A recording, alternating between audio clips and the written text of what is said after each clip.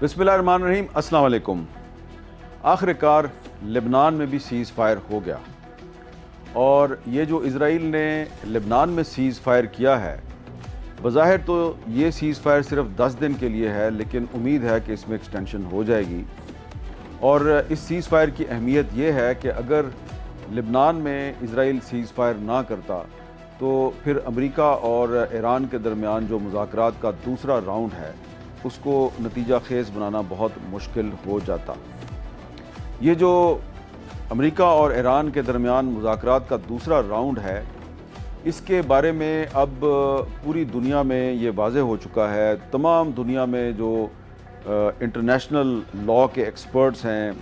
International diplomacy के expert हैं, वो ये कह रहे हैं कि ये इस रवा सदी का एक बहुत बड़ा वाक़या है, क्योंकि पिछले 49 साल से अमेरिका और ईरान के दरमियान एक बहुत ही कशीदा सूरत हाल थी और पाकिस्तान की जो एक डिप्लोमेटिक एफ़र्ट है, एक सफारती कोशिश है, उसकी वजह से अब अमेरिका और ईरान के दरमियान एक बड़ा ब्रेक थ्रू होने वाला है। और सूरत हाल ये है कि अमेरिका के सदर डोनाल्ड ट्रंप, जो कुछ दिन पहले तक ईरान को धमकियां दे रहे थे, अब वो ये कहते नज़र आ रहे हैं कि शायद मैं भी ईरान के साथ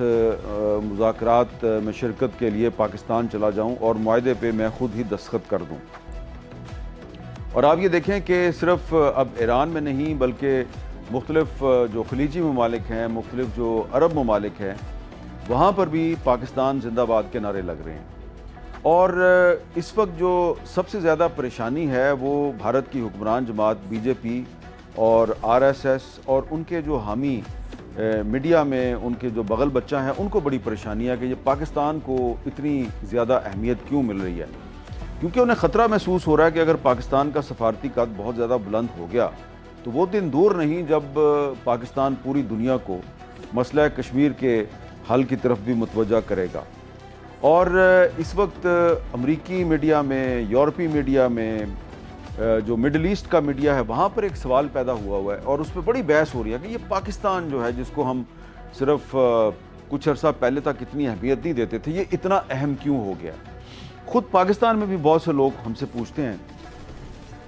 कि जी ये पाकिस्तान में ऐसी क्या बात है कि अमेरिका भी पाकिस्तान पे एतमाद कर रहा है और ईरान भी पाकिस्तान पे एतमाद कर रहा है, अमेरिका का सदर डोनाल्ड ट्रंप भी पाकिस्तान की तारीफ़ कर रहा है और ईरान के सदर मसूद पज़ेश्कियान भी पाकिस्तान की तारीफ़ कर रहे हैं। तो ये आज मामला जो है, इस पर आज हम बात करेंगे। इस सवाल का मैं आपको जवाब दूंगा कि पाकिस्तान जो है वो इतना अहम क्यों हो गया है और पाकिस्तान को अमेरिका और ईरान ने बतौर सालिस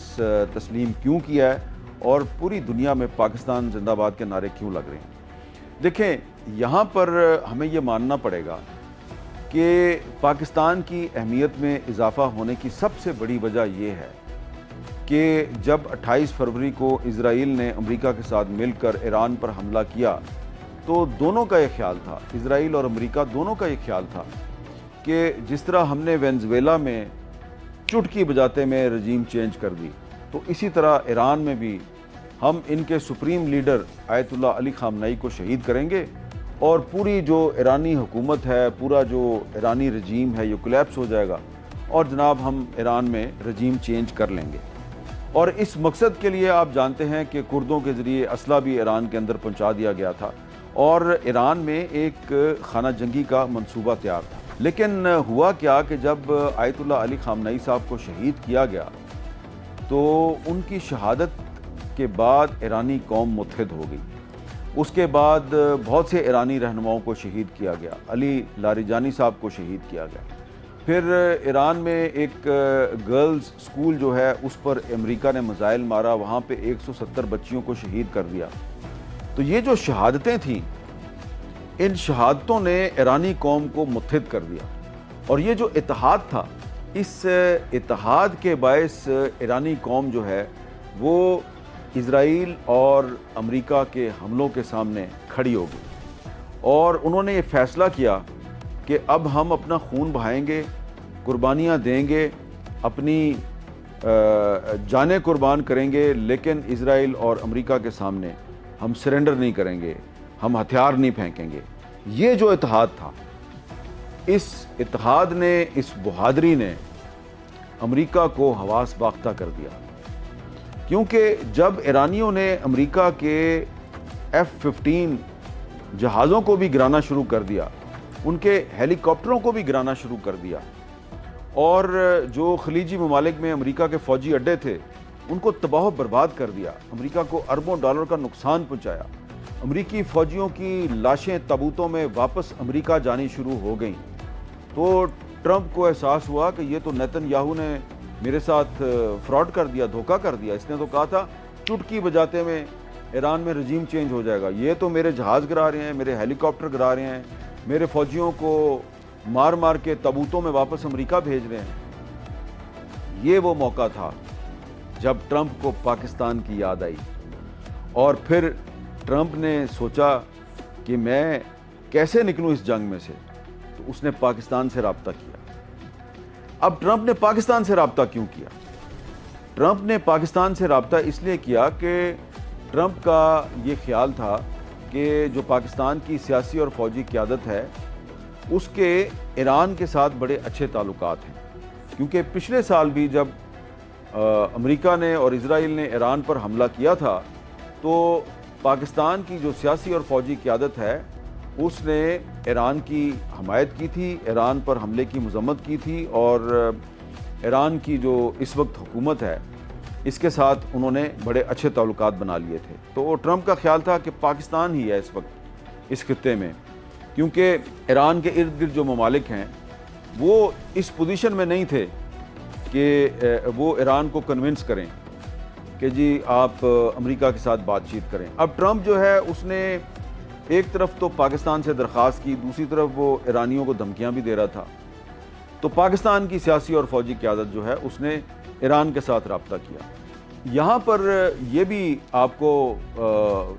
بتانا بڑا ضروری ہے کہ پاکستان نے اس جنگ کے شروع ہونے کے فوراً بعد ایران پر اسرائیل اور امریکہ کے حملے کی مذمت کر دی تھی۔ اس وقت ہمارے جو ڈپٹی پرائم منسٹر ہیں اور وزیر خارجہ اسحاق ڈار صاحب وہ سعودی عرب میں تھے، عمرے کے لیے گئے ہوئے تھے۔ جیسے ہی ان کو پتہ چلا کہ اسرائیل نے اور امریکہ نے ایران پر حملہ کر دیا تو انہوں نے فوراً اس کی مذمت کر دی۔ جب ایران نے جوابی حملے شروع کیے اور خلیجی ممالک میں امریکہ کے فوجی اڈوں پر اٹیک شروع کر دیے تو پاکستان نے اس کی بھی مذمت کی۔ تو ٹرمپ کو یہ لگ رہا تھا کہ پاکستان جو ہے وہ اس وقت پوری طرح نہ تو ایران کے ساتھ ہے اور نہ ہی وہ امریکہ اور اسرائیل کے ساتھ ہے، پاکستان درمیان میں کھڑا ہے۔ اب پاکستان نے ایران کے ساتھ بات چیت شروع کی، تو ابتدا میں تو ایرانی جو ہیں ان کا یہ کہنا تھا کہ جی امریکہ جو ہے وہ ہمیشہ مذاکرات کے نام پر ہمارے ساتھ دھوکہ کرتا ہے، ہمیں امریکہ کے ساتھ اب مذاکرات نہیں کرنے، اب امریکہ نے جو ہمارا کرنا ہے کر لے۔ تو ابتدا میں پوری کوشش کی پاکستان نے کہ ایران جو ہے وہ مذاکرات پہ راضی ہو جائے، لیکن ایرانی جو ہیں ان کی بہت سی شرائط تھی، اور وہ یہ کہتے تھے کہ اب ہم پہ پہلے بھی پچھلے سال بھی امریکہ نے ہمیں دھوکہ دے کے ہم پر حملہ کیا، پھر اس سال بھی مذاکرات میں ہم شامل تھے، مذاکرات ہمارے بڑے اچھے طریقے سے آگے بڑھ رہے تھے، انہوں نے پھر ہم پر حملہ کر دیا، تو اب ہم نے امریکہ سے بات چیت نہیں کرنی۔ لیکن پاکستان نے اپنی کوشش جاری رکھی۔ اب آخر کار جب پاکستان نے بہت زیادہ ایفرٹ کی تو ایران جو ہے اس نے اپنی کچھ شرائط پیش کر دیں، اور ادھر سے امریکہ کی بھی شرائط آ گئیں۔ ایران کی بڑی شرط کیا تھی کہ ہم نے جو آبنائے ہرموز کو بلاک کر دیا ہے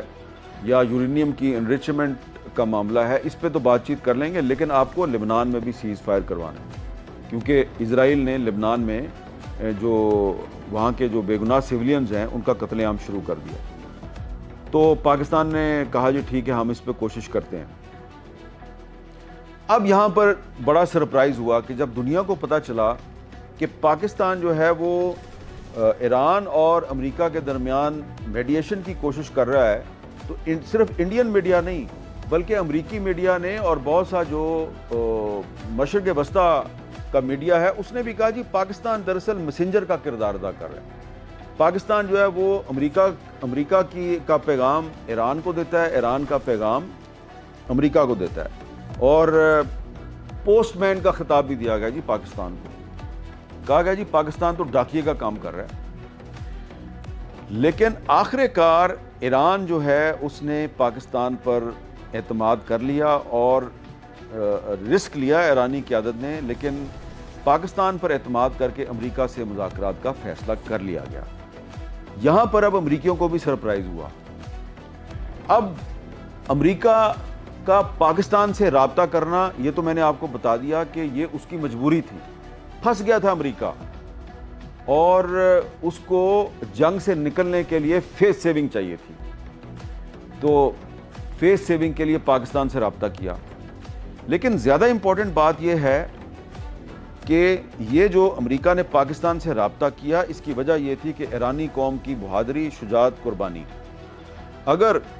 ایران میں فوری طور پہ رجیم چینج ہو جاتی تو کسی نے پاکستان سے رابطہ نہیں کرنا تھا، بلکہ پھر ایران کے ساتھ ساتھ پاکستان کی بھی خیر نہیں تھی، پھر پاکستان کے خلاف بھی بہت سازشیں ہونی تھی۔ تو ایرانی قوم کی بہادری اور اس کی شجاعت اور اس کی قربانیاں جو ہیں، اس کی وجہ سے پاکستان کی اہمیت میں اضافہ ہوا، امریکہ نے پاکستان سے رابطہ کیا۔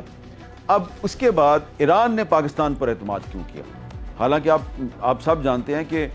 یہ 2024 میں پاکستان اور ایران کے درمیان کچھ محدود عرصے کے لیے ایک ٹینشن ہوئی تھی۔ ایران نے ایک پاکستان پہ میزائل مارا، پاکستان نے فوراً جواب دیا، لیکن پھر وہ معاملہ ختم ہو گیا تھا۔ لیکن آپ یہ دیکھیں کہ 2024 کے اس واقعے کے باوجود 2025 میں جب پاکستان نے ایران پر اسرائیل اور امریکہ کے حملے کی مذمت کی تو تمام غلط فہمیاں دور ہو گئیں۔ اب 3-4 مین وجوہات ہیں جس کی وجہ سے ایران نے پاکستان پر اعتماد کیا۔ سب سے پہلی وجہ تو یہ ہے کہ جی پاکستان نے آج تک اسرائیل کو تسلیم نہیں کیا، جبکہ بہت سے عرب ممالک نے، ترکی نے، بہت سے افریقی ممالک نے اسرائیل کو تسلیم کر لیا۔ بڑی وجہ تو یہ ہے کہ پاکستان نے اسرائیل کو تسلیم نہیں کیا۔ دوسری بڑی وجہ یہ ہے کہ کچھ عرصہ پہلے تک جب امریکی فوج افغانستان میں تھی تو کچھ پاکستان میں ایسے ایئر بیسز تھے جو امریکہ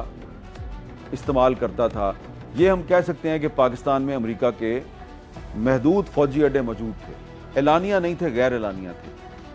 لیکن جب پرویز مشرف کی حکومت ختم ہو گئی اور امریکی فوج افغانستان سے واپس چلی گئی تو پاکستان میں امریکہ کا کوئی فوجی اڈا نہیں ہے، جیسا کہ امریکہ کے فوجی اڈے UAE میں ہیں، قطر میں ہیں، بحرین میں ہے، کویت میں ہے، سعودی عرب میں ہے۔ پاکستان میں امریکہ کا کوئی فوجی اڈا نہیں ہے۔ اس کے علاوہ ایران کی جو حکومت ہے اس نے یہ دیکھا کہ آیت اللہ علی خامنئی صاحب کی جو شہادت ہے اور پھر علی لاریجانی صاحب کی جو شہادت ہے اور جو دیگر ایران کے رہنما شہید ہوئے، ان کی شہادت پر پاکستانی قوم جو ہے اس نے بہت ہی افسوس کیا، اور پاکستانی قوم جو ہے وہ کھل کر ایران کے ساتھ کھڑی تھی، اور اس طرح کھڑی تھی کہ جیسا بھائی اپنے بھائی کے ساتھ کھڑا ہوتا۔ تو یہ ان کے لیے بڑا سرپرائزنگ تھا۔ پھر اس میں ایک اور فیکٹر یہ تھا کہ علامہ اقبال جو ہیں وہ ایران میں بڑے پاپولر ہیں، ایران میں ان کی بڑی عزت ہے، وہاں پہ ان کو اقبال لاہوری کے نام سے جانا جاتا ہے۔ یہ جو انقلاب ایران تھا اس میں بھی علامہ اقبال کا جو فارسی کلام ہے اس کا بڑا کردار تھا۔ جو ایران کے شہید سپریم لیڈر تھے آیت اللہ علی خامنئی، انہوں نے علامہ اقبال پر پوری ایک کتاب لکھ رکھی ہے، فارسی میں بھی اور پھر اس کا انگریزی ترجمہ بھی ہوا۔ تو یہ ایک بانڈ تھا جس کی وجہ سے ایرانی جو ہیں وہ پاکستان پر اعتماد کر رہے تھے، اور سب سے بڑی وجہ یہ تھی کہ ایرانیوں کو یہ بھی احساس ہو گیا کہ پاکستان کے ٹرمپ کے ساتھ کافی اچھے تعلقات ہیں،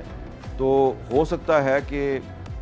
پاکستان ہمارا ہمسایہ بھی ہے، 900 کلومیٹر ہمارا کامن بارڈر ہے، تو ہو سکتا ہے کہ پاکستان جو ہے وہ سنسیئرلی کوشش کرے کہ مسئلہ ہمارا جو ہے وہ امریکہ کے ساتھ حل ہو جائے۔ اور پاکستان نے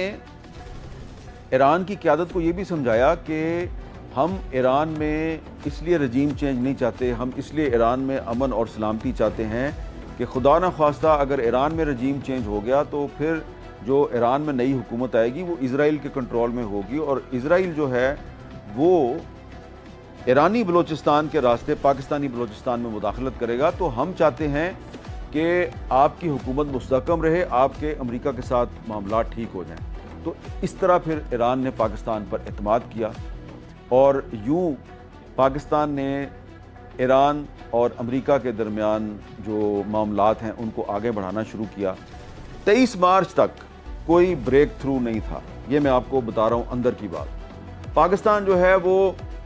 کوشش کر رہا تھا، ایران کی شرائط امریکہ تک پہنچا رہا تھا، امریکہ کی شرائط ایران تک پہنچا رہا تھا، لیکن کوئی بریک تھرو نظر نہیں آ رہا تھا۔ یہ بریک تھرو شروع ہوا جب پاکستان کے دارالحکومت اسلام آباد میں 4 ممالک کے وزرائے خارجہ جو ہیں ان کا اجلاس ہوا، اور اس میں پاکستان جو تھا وہ میزبان تھا، اور ترکی،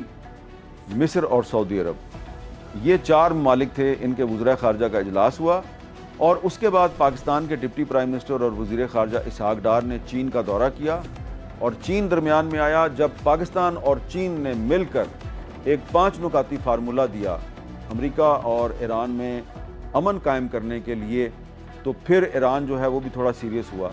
اور اس کے بعد پھر پاکستان جو ہے اس کو اب کچھ اپنے برادر مسلم ممالک کے ساتھ ساتھ چین کی بھی تائید حاصل ہو گئی، تو پھر امریکہ اور ایران کے درمیان باقاعدہ بات چیت شروع ہو گئی۔ اس میں اب ٹرمپ صاحب جو ہیں ان کا مفاد یہ تھا، ان کا انٹرسٹ یہ تھا کہ ان کو نظر آ رہا تھا کہ اگر میرا ایران کے ساتھ معاملہ طے ہو جائے تو پھر 14 مئی کو میں نے چین کے دورے پہ بھی جانا ہے، تو میرا چین کا دورہ بھی کامیاب ہو سکتا ہے۔ تو یہ جناب وہ ساری میں نے آپ کو وجوہات بتائی ہیں جس کی وجہ سے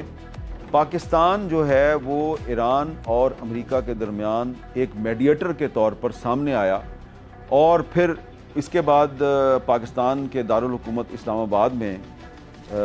10 اپریل کو امریکہ کا ڈیلیگیشن بھی پہنچ گیا، ایران کا ڈیلیگیشن بھی پہنچ گیا، پھر 11 اور 12 اپریل کو دونوں کے درمیان مذاکرات ہوتے رہے۔ 12 اپریل کی صبح 7 بجے تک جو مذاکرات تھے وہ بالکل کامیاب جا رہے تھے، اور میں آپ کو بہت ہی وثوق کے ساتھ یہ بات بتا رہا ہوں کہ ایک ریٹن ڈرافٹ جو ہے میمورینڈم آف انڈرسٹینڈنگ کا، ایک ریٹن ڈرافٹ جو ہے وہ تیار ہو گیا تھا، اور اس ڈرافٹ کی تیاری میں پاکستان کے وزیر اعظم شہباز شریف اور فیلڈ مارشل سید عاصم منیر نے اہم کردار ادا کیا تھا۔ دونوں اطراف کو ساتھ لے کے چل رہے تھے، امریکہ کو بھی ایران کو بھی، اور بالکل وہ بریک تھرو کے قریب تھے۔ صبح 7 بجے وہاں پر فیصلہ ہوا کہ اب ہم ایک بریک لیتے ہیں، اور بریک تھرو سے پہلے ایک بریک لیتے ہیں، اور اس کے بعد ہم 3-4 گھنٹے کے بعد واپس آئیں گے۔ تو جو جے ڈی وینس ہیں امریکہ کے نائب صدر، وہ اٹھے، انہوں نے فون پہ ٹرمپ کو بتایا جی کہ ہمارا ایگریمنٹ تیار ہے، اور ایران جو ہے اس نے ہماری ساری جو باتیں ہیں مان لی ہیں، لیکن ان کی صرف ایک ہی شرط ہے کہ لبنان میں سیز فائر کروایا جائے۔ وہ ہم نے ان کو یقین دلا دیا ہے کہ اسرائیل اور لبنان کے جو نمائندے ہیں ان کو ہم واشنگٹن میں بلا رہے ہیں، اور ہم وہ سیز فائر کروا دیں گے، تو اب ہم بالکل ایگریمنٹ پہ تھوڑی دیر میں دستخط کر دیں گے۔ جب ٹرمپ صاحب کو پتہ چلا کہ دستخط ہونے والے ہیں تو انہوں نے جے ڈی وینس کو روک دیا، انہوں نے کہا نہیں ذرا مجھے تھوڑا تم ٹائم دو، اور تھوڑی دیر بعد انہوں نے میسج بھیجا کہ نہیں آپ آ جائیں، واپس آ جائیں۔ اور جے ڈی وینس جو ہیں انہوں نے وہ ہاتھ میں پکڑا ہوا تھا، وہ ایم او یو کا ڈرافٹ ان کے ہاتھ میں تھا ایسے۔ اب ان کو سمجھ نہیں آ رہی تھی کہ وہ کیا بہانہ مار کے مذاکرات کی میز سے اٹھیں، تو انہوں نے جی کہا جی کہ میں زیادہ ڈیٹیل میں آپ کو نہیں لے کے جاتا، جو انہوں نے کہا تھا وہ بہت قابل اعتراض بات کی تھی، جو میرے خیال سے ان ڈپلومیٹک بھی تھی اور ان ایتھیکل بھی تھی۔ یہ تفصیل کسی اور ذریعے سے اگر آپ تک آ جائے تو آ جائے۔ بہرحال جی جے ڈی وینس صاحب جو ہیں انہوں نے کہا جی یہ جو ڈرافٹ ہے ٹھیک ہے، اس پر ہمارا اتفاق ہے، لیکن اس میں کچھ ٹیکنیکل پرابلمز ہیں، تو وہ ہمیں ذرا آپ ٹائم دیں، وہ پھر ہم ٹیکنیکل پرابلمز جو ہیں وہ ریزالو کریں گے اور ہم دوبارہ ملیں گے۔ یہ انہوں نے کہا ہم دوبارہ ملیں گے، باقر کالیباف صاحب کو انہوں نے کہا جی ہم دوبارہ ملیں گے، وزیر اعظم پاکستان کو کہا ہم دوبارہ ملیں گے۔ یہ کہہ کے وہ وہاں سے اٹھے اور سیدھے نکل گئے ہوٹل سے، اور گاڑیوں میں بیٹھے اور ایئرپورٹ چلے گئے۔ ایرانی ڈیلیگیشن وہیں بیٹھا رہا، ایرانی ڈیلیگیشن نہیں اٹھا، اور ایرانی ڈیلیگیشن نے پاکستان کے وزیر اعظم اور فیلڈ مارشل عاصم منیر اور ڈپٹی پرائم منسٹر جناب اسحاق ڈار سے کہا گواہ رہیے گا، ہم نہیں اٹھے، یہ تیسری مرتبہ بھی امریکی اٹھ کے چلے گئے ہیں۔ تو اس کے بعد پھر پاکستان نے ایرانیوں سے کہا کہ جی انشاءاللہ کولیپس تو نہیں ہوا، مذاکرات میں کوئی ڈیڈ لاک تو نہیں آیا۔ جے ڈی وینس بھی یہی کہہ کے گیا ہے کہ ہم دوبارہ ملیں گے، تو ٹھیک ہے انشاءاللہ ہم دوبارہ ملیں گے، اور اگلی دفعہ جب ہم ملیں گے تو ایک ایسا ڈرافٹ جو ہے اس کو پہلے تیار کر لیں گے کہ جس سے امریکہ بھاگ نہ سکے۔ تو اگر آپ کو یاد ہو تو 12 اپریل کو اتوار کا دن تھا، تو اس شام کو جب میں نے جیو نیوز پر یہ خبر دی تھی شہزاد اقبال صاحب کے پروگرام میں کہ امریکہ اور ایران کے درمیان دوبارہ مذاکرات ہوں گے، تو اس وقت تو لوگوں نے یقین نہیں کیا۔ اب تو ٹرمپ صاحب کہہ رہے ہیں کہ ہو سکتا ہے میں بھی معاہدے پہ دستخط کے لیے پاکستان چلا جاؤں۔ میں نے آپ کو پوری بیک گراؤنڈ بتائی ہے کہ یہ جو اتنا بڑا بریک تھرو ہوا ہے، اس بریک تھرو کے پیچھے سٹوری کیا ہے، اور یہ ٹرمپ کی کیا مجبوری تھی، اور ایران نے کیوں پاکستان پر اعتماد کیا۔ اور اب بہت سے لوگ یہ پوچھتے ہیں جی کہ پاکستان نے اتنا بڑا کام کر دیا ہے، اب اس کا پاکستان کو فائدہ کیا ہوگا؟ پاکستان کو بہت فائدہ ہے۔ ایران میں اگر امن ہوگا، استحکام ہوگا، تو اس کا پاکستان کو فائدہ ہی فائدہ ہے۔ ایران جو ہے وہ ہمارا ایک برادر اسلامی ملک ہے، اور ایران کا بارڈر جو ہے وہ صرف پاکستان کے ساتھ نہیں لگتا، ایران کا بارڈر افغانستان کے ساتھ بھی لگتا ہے۔ اور اگر پاکستان جو ہے وہ ایران اور امریکہ کے درمیان معاملات طے کروا سکتا ہے، تو کل کو ایران کچھ دیگر ممالک کے ساتھ مل کے پاکستان اور افغانستان کے معاملات بھی ٹھیک کروا سکتا ہے۔ اور اس کے بعد ایک موقع آ سکتا ہے کہ اگر ٹرمپ صاحب جو ہیں وہ چین کے ذریعے نارتھ کوریا کے ساتھ اپنے معاملات ٹھیک کر لیتے ہیں، تو پھر ایران اور چین اور کچھ دیگر ممالک جو ہیں وہ امریکہ سے کہیں گے بھئی آپ مسئلہ کشمیر کی طرف بھی آئیں، یہ مسئلہ بھی جو ہے وہ حل کرنا بڑا ضروری ہے، کیونکہ یہ مسئلہ کشمیر جو ہے یہ جب تک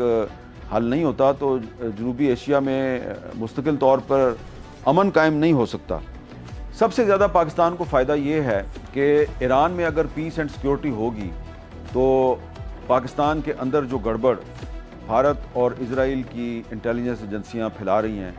وہ سازشیں جو ہیں وہ آگے نہیں بڑھیں گی، اور ان سازشوں کو ناکام بنانا آسان ہو جائے گا۔ اور اگر آبنائے ہرموز جو ہے وہ کھل جاتی ہے تو اس کا صرف پاکستان کو نہیں پوری دنیا کو فائدہ۔ آپ نے دیکھا کہ جنگ شروع ہونے کے بعد پاکستان میں پٹرول مہنگا ہو گیا، گیس مہنگی ہو گئی،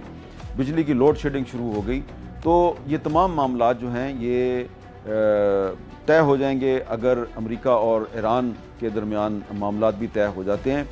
تو ہمیں اب جب کہ ٹرمپ صاحب بھی کہہ رہے ہیں جناب کہ پاکستان جو ہے پاکستان از اے گریٹ کنٹری، وہ ہمارے وزیر اعظم شہباز شریف کی بھی بڑی تعریفیں کر رہے ہیں، ہمارے فیلڈ مارشل عاصم منیر صاحب کی بھی بڑی تعریفیں کر رہے ہیں، اور ان سب نے یقیناً بہت کام کیا ہے، اور انہوں نے دن رات ایک کیا ہے ایران اور امریکہ کے درمیان تعلقات کو بہتر بنانے کے لیے۔ لیکن اس میں جو پاکستان کا جو عام آدمی ہے اس کا بھی بڑا کردار ہے، اس نے قربانی دی ہے۔ پاکستان کے عام لوگ جو ہیں یہ اتنے دن تک وہ مشکلات کا سامنا کرتے رہے، ان کے لیے اپنی موٹر سائیکلیں چلانا مشکل ہو گیا تھا، گاڑیاں لوگوں نے گھروں میں بند کر کے کھڑی کر دی تھی، تو وہ سڑکوں پہ نہیں آئے، انہوں نے توڑ پھوڑ نہیں کی، انہوں نے جلاؤ گھراؤ نہیں کیا، بلکہ وہ ایران کے ساتھ کھڑے رہے۔ اور پاکستانی قوم کی جو یکجہتی تھی، جو محبت تھی ایران کے ساتھ، جو ان کا اظہار یکجہتی تھا، اس کی وجہ سے ایران نے پاکستان کی حکومت پر بھی اعتماد کیا۔ تو ایران نے صرف پاکستان کی حکومت پہ نہیں، پوری پاکستانی قوم پر اعتماد کیا ہے۔ اور آخر میں صرف یہ کہوں گا کہ یہ جو سارا پاکستان اور ایران کا جو اتحاد سامنے آیا ہے، اور ایران جو ہے اس نے اسرائیل اور امریکہ کی مسلط کردہ جو جنگ ہے اس میں استعمار کو شکست دی ہے اور ایک فاتح بن کے سامنے آیا ہے، یہ دراصل علامہ اقبال کی جو پیشین گوئی ہے، علامہ اقبال کا جو کلام ہے، ان کی جو فکر ہے، ان کی جو سوچ ہے، یہ اس کی فتح ہے۔ ایران کی کامیابی دراصل فکر اقبال کی کامیابی ہے۔ یہ میں کیوں کہہ رہا ہوں؟ علامہ اقبال نے یہ کہا تھا، تہران ہو گر عالم مشرق کا جنیوا، تہران ہو گر عالم مشرق کا جنیوا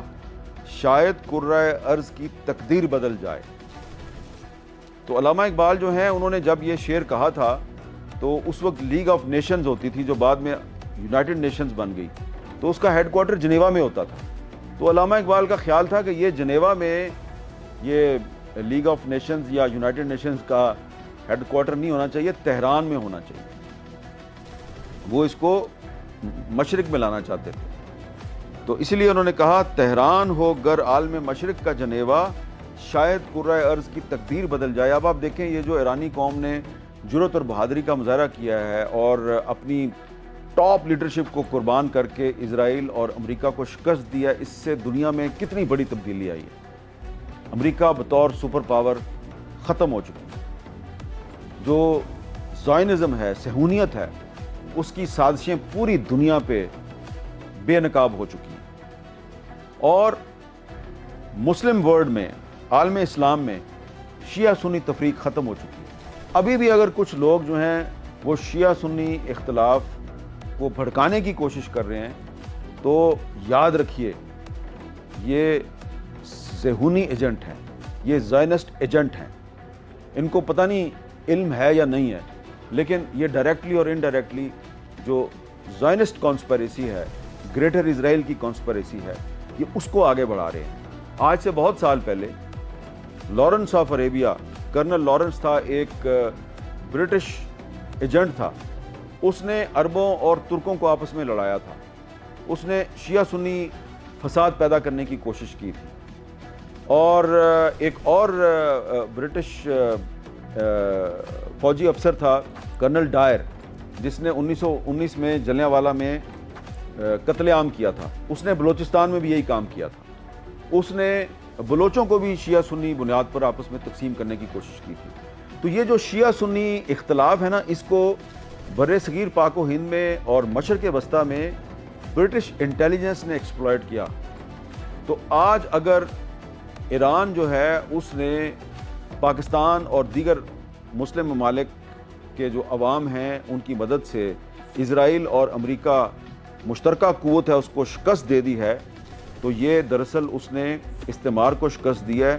شیعہ سنی فساد پھیلانے والوں کو شکست دی ہے۔ تو یہ جو شیعہ سنی تفریق ہے یہ ختم ہو چکی ہے۔ ابھی بھی اگر یہ کہیں پہ باقی ہے، اور مجھے پتہ ہے ٹاپ لیول پہ کہیں نہ کہیں ابھی یہ تھوڑی سی ہے باقی، اس کو جو بھی ایکسپلائٹ کرتا ہے نا پاکستان کے اندر یا کہیں پر بھی پاکستان سے باہر، وہ زائنسٹ ایجنٹ ہے۔ تو علامہ اقبال جو ہیں وہ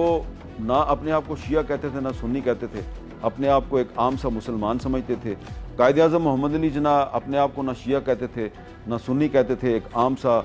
مسلمان سمجھتے تھے۔ تو جو ایران کی اسرائیل اور امریکہ پہ فتح ہے یہ تمام مسلمانوں کی فتح ہے، اور یہ ہے تبدیلی جو کہ علامہ اقبال نے بہت سال پہلے دیکھ لی تھی۔ تو اب ہمیں علامہ اقبال کی جو فکر ہے، ان کا فلسفہ ہے، اس کو سامنے رکھ کے آگے بڑھنا ہے۔ اور یہ جو پاکستان کو ایک بہت بڑی کامیابی ملی ہے، پوری دنیا میں پاکستان زندہ باد کے نعرے لگائے جا رہے ہیں،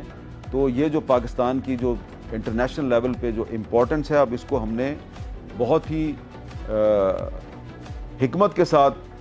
استعمال کرنا ہے مسئلہ کشمیر کے حل کے لیے، کیونکہ علامہ اقبال نے کشمیر کو ایران صغیر قرار دیا تھا۔ کیسے؟ علامہ اقبال نے کشمیر کو ایران صغیر قرار دیا تھا، وہ کشمیر کو بھی ایک دوسرا ایران سمجھتے تھے، کیونکہ ان کا خیال تھا کہ کشمیری بھی اسی طرح بہادر اور خوبصورت لوگ ہیں جس طرح ایرانی ہیں۔ بہت بہت شکریہ۔